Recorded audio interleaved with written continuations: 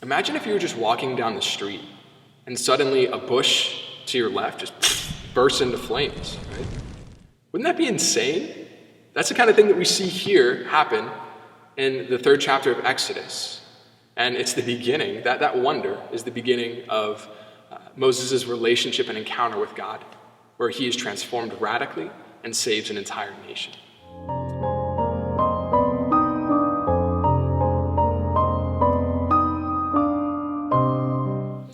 Hi, my name is Jacob Hubbard, and this is Incarnate Ministries, brought to you by St. Thomas Aquinas and Pilot Point.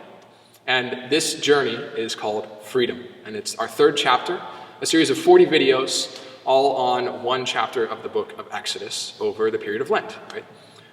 And so each day the video drops at 7 a.m. Central Standard Time. Please make sure to like, subscribe, and comment, and just share this, and follow us on all the social media platforms just to promote this, because I think there are messages here that the world needs to hear. So let's talk about the burning bush. We cannot expound upon the mysteries enough here. I mean, there's so much richness theologically, philosophically, which is my personal passion, and just there's so much here, and we could not even enter into close enough in this short time of a few minutes here, but we're going to try anyways, right? And so I want to focus on a few things.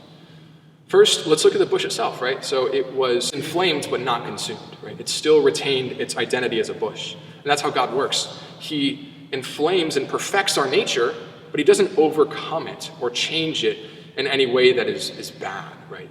He doesn't change us into something that we're not. All he does is ignite with his grace what's already there, hiding, right? So that's the amazing power of our God and the humility of him. And so we can begin to see the world itself as a burning bush. Like everything around us, if we reflect on it and how God is working through it, it can ignite in us an understanding of God, right?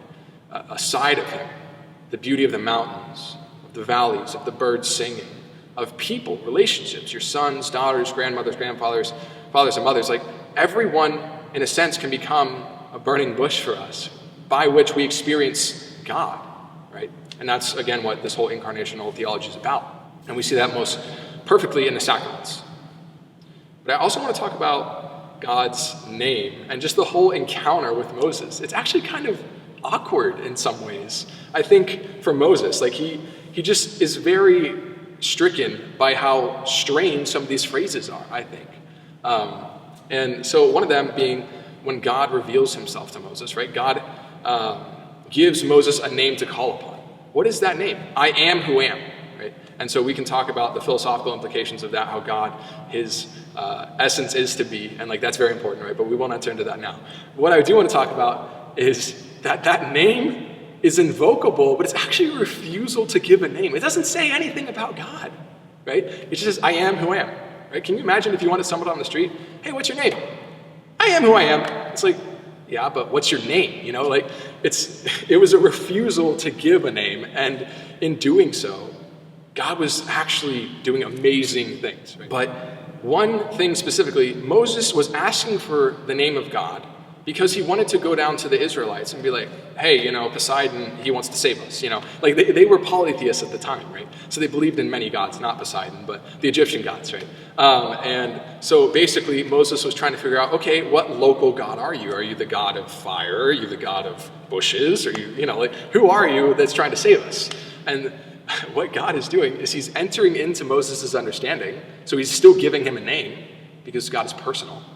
But he's also calling Moses to more.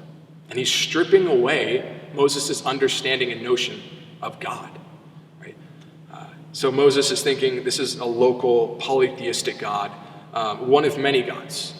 God is saying, I'm personal, I'm not local. There's a difference, right? God is in everything, but we're not pantheists. We don't believe that God is this chair or this Bible, right? But we believe that God is sustaining this chair and this Bible and me at all moments. So God is personal, but he's not local. And so he's stripping away Moses' understanding of who God is. And that's amazing because it allows Moses to encounter God face to face, more so, right? It allows Moses to enter into a deeper relationship with God. And that's why, right after he says, I am who am, he says, the God of your fathers, Abraham, Isaac, and Jacob, is here, right? And he's invoking past mysteries to raise Moses' expectations in faith that even though he doesn't understand what he's encountering, he's just got to trust and jump in, and God's going to transform everything and bring out amazing blessings.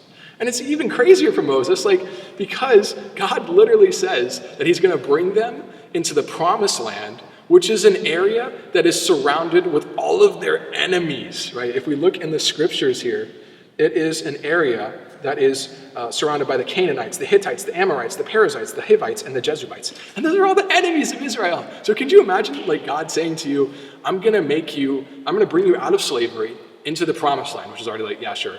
And the promised land is an area where you dwell amongst all of your enemies in peace. No way, right? And that's why God is invoking the past mysteries and pulling again at Moses' limited understanding of who God is to invite Moses into trust. St. Anselm defines God as that than which nothing greater can be conceived. That anytime that we come to understand God, he's actually greater than our understanding, right? He's superior. So what are some lies that we believe about God? Do we believe that he's not big enough to conquer our sin? That he doesn't love us? That he's not near?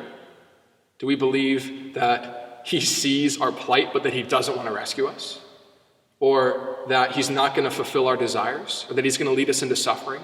What lie do we believe? I invite you to spend some time in prayer today, asking what lies we believe about God, and then asking his grace to give you a truth, to peel that lie away and replace it with the truth so that you can be invited into a deeper relationship with him. Thank you, and have a great day.